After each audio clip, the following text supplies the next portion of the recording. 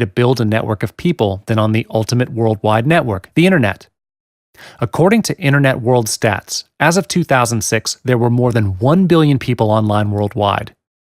It's no wonder that the internet is the place to go to build a network marketing business. The benefits to building your business online are extensive. You can work in shorts and a t-shirt. You can only talk with people who are highly interested. Your business is working for you 24/7. Your maintenance costs are low, and it's easy to expand internationally. Most important, anyone can do it. You don't have to be a computer genius to find success. First of all, it gives you passive income. What does passive income stand for? Passive income is an income received on a regular basis with little effort required to maintain. It's closely related to the concept of unearned income. This is one of the few most viable methods of earning a residual income for effort you invest in. Unlike other residual income vehicles like providing a service or membership sites, you don't have to have your own product. Secondly, network marketing takes almost the same effort as affiliate marketing, only better. Contrary to popular opinion, doing online network marketing takes about the same effort as promoting affiliate programs. However, unlike typical affiliate programs, you get paid over and over again. Plus, you can ride on multi-tier commissions generated from your downlines. The best part about online network marketing is it beats traditional network marketing. Most conventional network marketing companies are marketed the traditional way, which is meet prospects face-to-face. But with the internet, you can find prospects without leaving your home. Just by sitting in front of your computer with a nice cup of coffee, you are earning. How awesome is that? Furthermore, it's easier to automate and scale your online network marketing business. Everything is digital, so you can save your effort, time, and money all at the same time.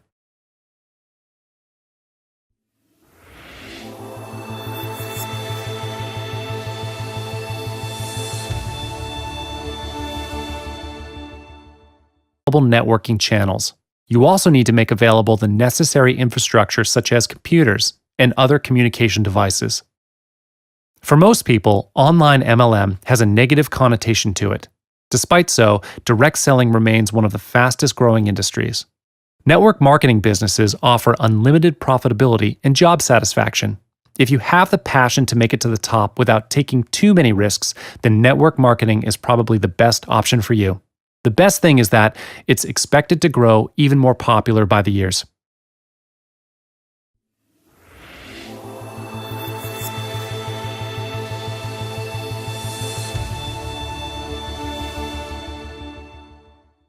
But not by myself. Since I'm in business for myself, I'm the master of my fate. I create my own luck, and I'm the author of my own book. It all boils down to me. Having an upline to help you is considered a bonus. If you were to run a traditional business, would you expect other people to open shop for you and close the shop for you? The same thing goes in MLM. Thus, in this video, I'm going to touch on how to determine the right company to join. So without further ado, let's get into the topic. No one has succeeded in any industry without learning, and MLM is no different. It is the upline's responsibility to guide, train, teach, and motivate the downline. New people in MLM without guidance are like sheep wandering into a wild forest. What are their chances of survival? It's no wonder 95% of network marketers fail to break even. The upline must lead them, empower them, but must never spoon-feed them. Uplines must not be abused. If you give a man a fish, he will feed himself for a day. But if you teach him to fish, he will feed himself for a lifetime. I won't recommend any network marketing company in particular, but I'm here to offer some guidance and a checklist for you to consider before committing yourself to any online network marketing company. The management team is the backbone of your business. They are your suppliers and your collection agents all in one. How can you survive in the network marketing industry if your suppliers are not delivering the goods on time or the company has a cash flow problem? In order to choose the right company with the right management team, you must do your due diligence on these factors. Their track record. Is the network marketing company backed by a solid track record? Is the team here to stay? There are some network company owners who build and burn and build again. You don't want to invest interest in a company that's there today but gone tomorrow. The vision. Does the company have a solid vision, and are they actively working towards that vision? The capacity to expand. Sometimes, when a new startup company is expanding, they might run into cash flow problems when their sales volume increases. They need to build more warehouses, deal with shipments, and pay more commissions and bank loans when more and more orders are taken. Just because the teams are growing and the sales are coming in doesn't mean the company's able to cope. The plan is very important. It shows how much work you need to do to get paid this much. All marketing plans have their own advantages and disadvantages. Different companies offer different margins for their products. The key to remember in margin comparison, if the company pays the distributor too low, you might not survive. If the margin's too exorbitantly high, you might earn a lot, but your retail customers will suffer and the business might not be long-term. There are many types of compensation plans out there. Some of them are so complex that it requires a degree in mathematics to figure out how much money you will get in your next commission check. Some people tend to neglect compensation plans. They feel that this is not important at the initial stages. But if you're not very clear how to place your downlines, you will lose a lot of income. And in some cases, some of your downlines will lose vested interest if you fail to place the right people under them. Remember, losing 10% may not seem like a big amount, but when you calculate in the long run, your sales volume could total up to thousands. And it's even worse when it's not your income, because if you cause your downlines to lose money due to poor planning, then you'll lose the trust in your leadership, which is something money can't buy back. Unilevel plans are one of the oldest compensation plan structures in the world, and their calculation is very straightforward. Basically, you're able to sponsor as many people as you can, and you can draw commissions up to a certain level. In other words, unlimited width, limited depth. A person in a Unilevel plan should focus on building as many team leaders as possible.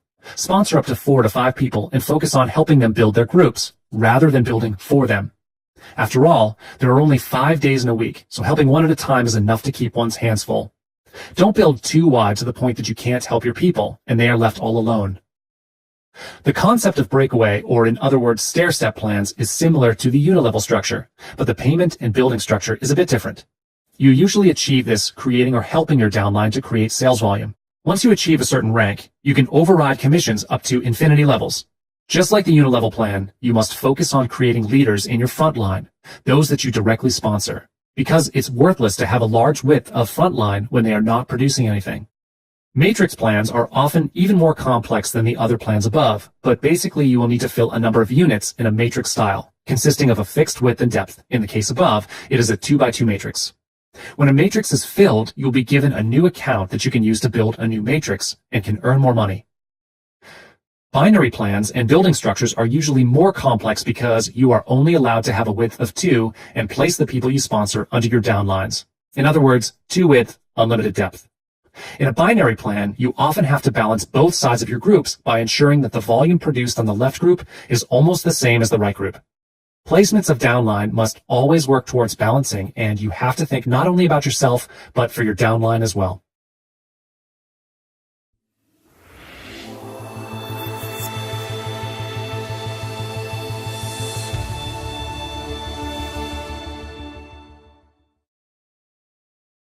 Do you want to improve your lead generation efforts? Would you like a full pipeline of qualified leads? I'm sure you would. The problem is, many companies spend most of their budget on things that drive massive amounts of traffic to their site, like PPC ads, social media, and email marketing. This is great, but what happens with visitors who click on an ad or link in an email? If they land on the company homepage, you've already failed. With so much investment in traffic, many forget the second part of lead generation, conversions.